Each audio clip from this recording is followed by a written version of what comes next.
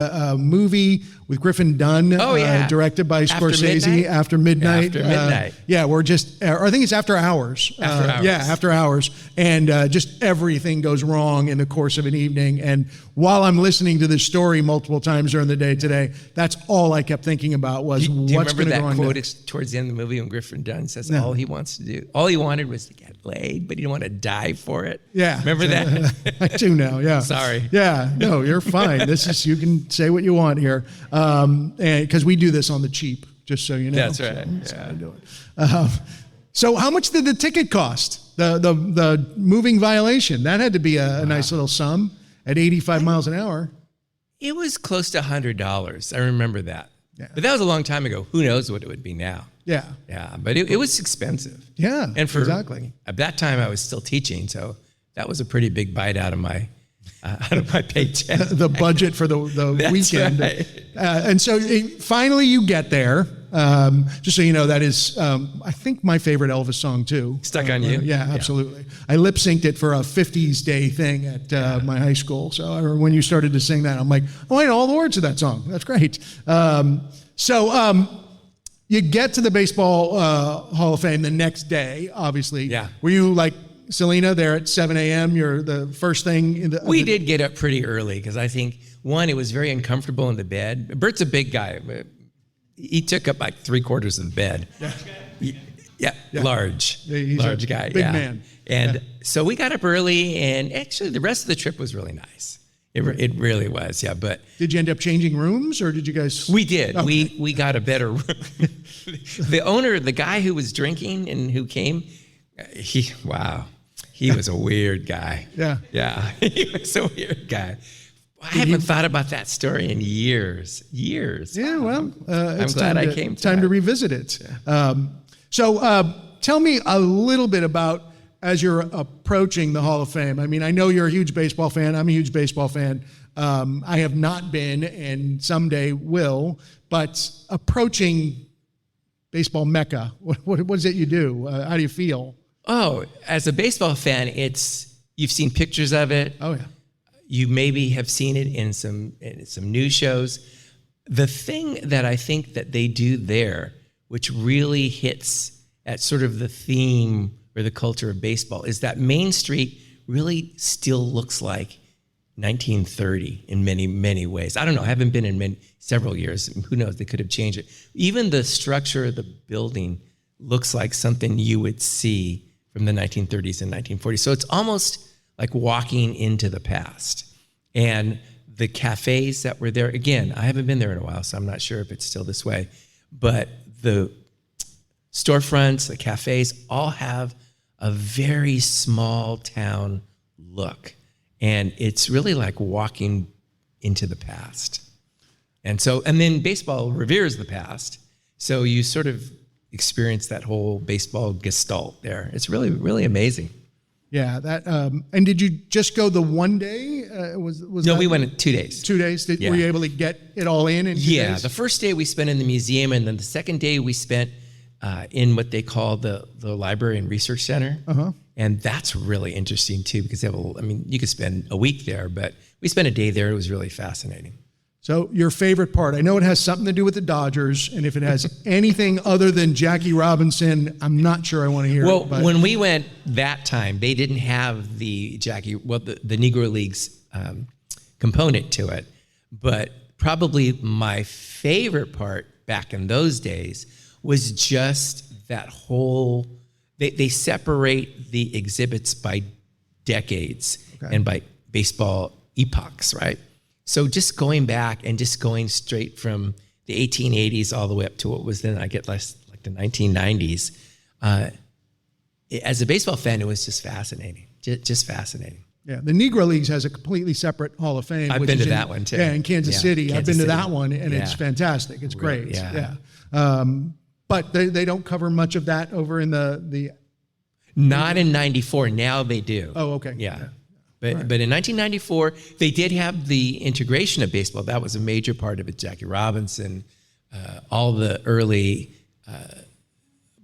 African-American players. Who was the guy in the American League? Larry Doby. Larry Doby, yeah. Cleveland, right? Cleveland Indians, yeah. I guess now they're Are they still called They're the Indians? Guardians. Guardians, that's right. Which Yeah. is bizarre, but Yeah. But whatever, at least they're not the Indians anymore, which is good. Exactly. Yeah.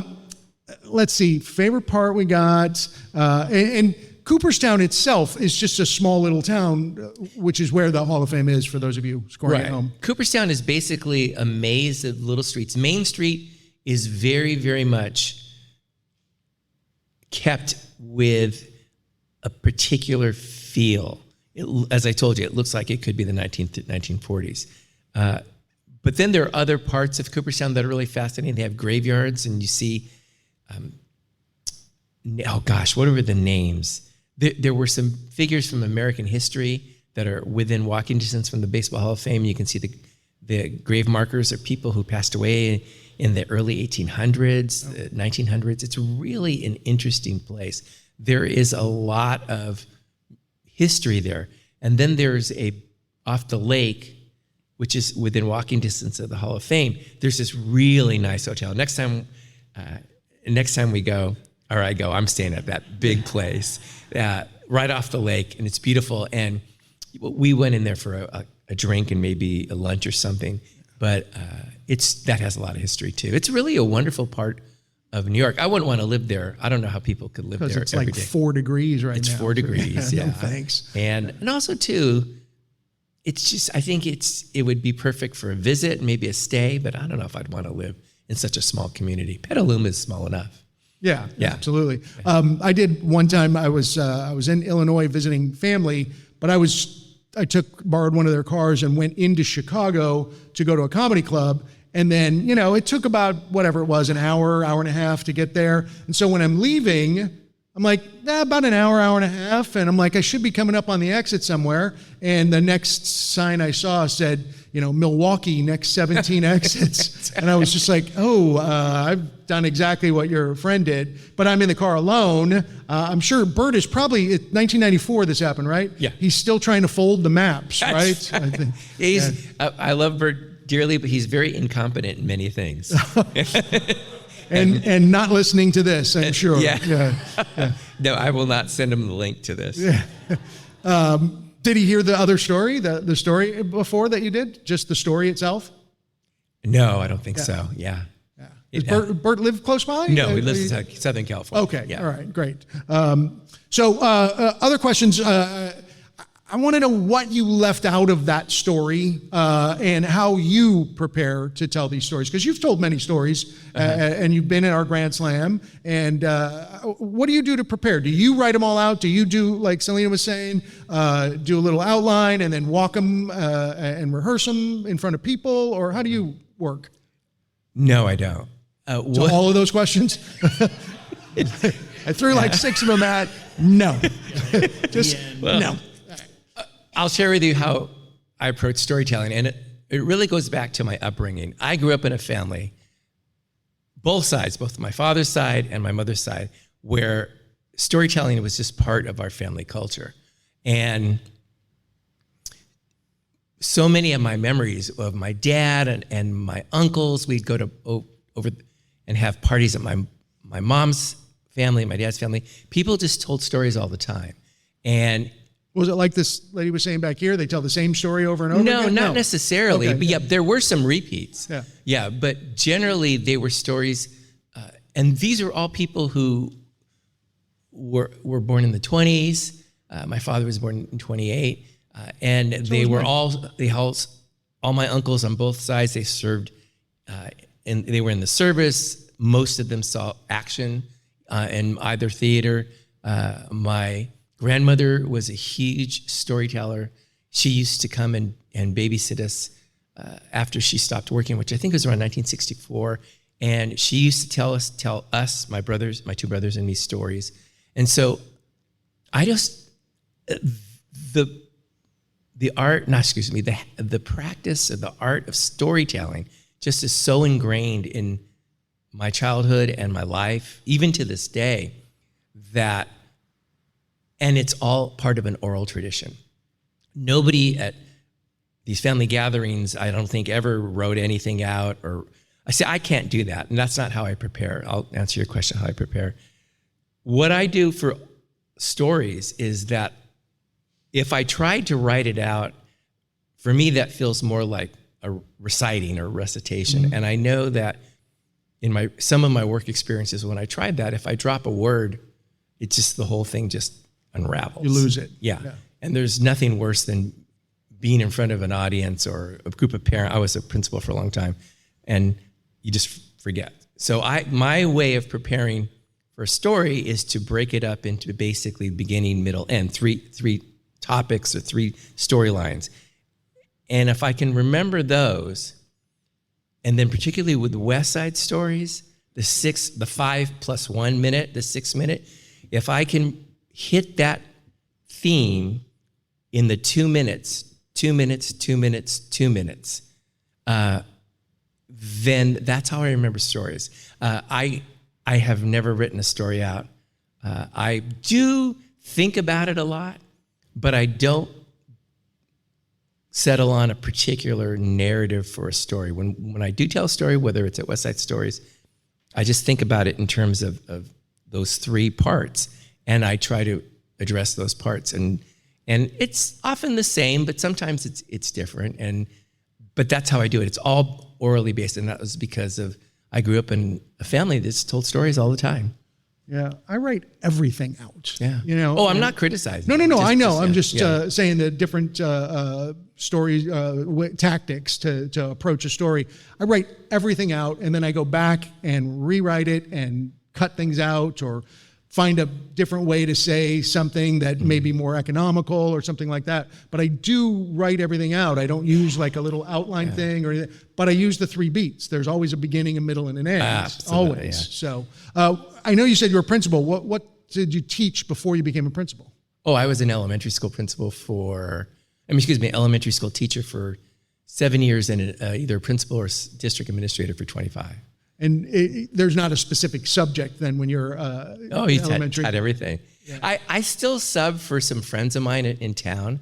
I volunteer at the museum, and I'll sub every now and then. The Schultz Museum. The Schultz Museum, yeah. And I have just a real quick story. Please. Funny story. Yeah. Maybe a month or 2 ago, a friend of mine, he's the principal at a local elementary school, McNear. She asked me to sub because it was going to be what they call a roving sub, which meant that she was meeting with 6 teachers throughout the day. So I went into 6 classrooms an hour a day. So the classroom that I had after lunch was what they call a TK class. I don't know if you know TK, they're 4-year-olds. Oh. It's the grade below kindergarten, right? And so I always, even when I was teaching, I always would wear something similar to this. Sometimes I wear a tie, but I would never go to school in casual clothes. So I'm approaching this little line of 4-year-olds, and they know they're having a substitute, which I don't even know if they knew what it was. But when I get to the front of the line, the little Latino boy in the front of the line looks up at me and he says, "Are you the president?" And I said, "What?" And he said, "You look like the president."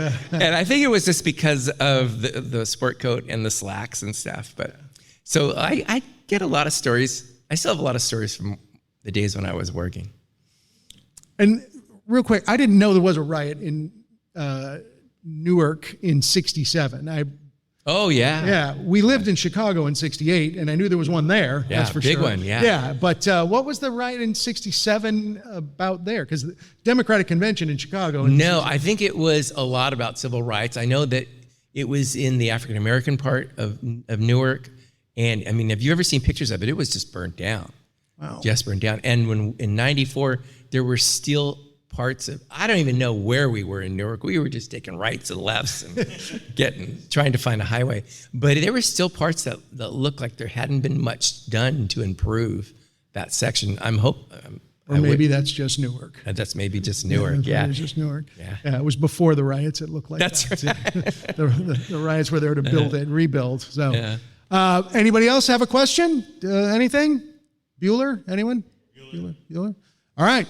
Ken, thank you so much. My pleasure. Can I say one thing? Yeah, please do. Yeah, just to finish. So Melanie and I, my wife and I, have been living here since 1994.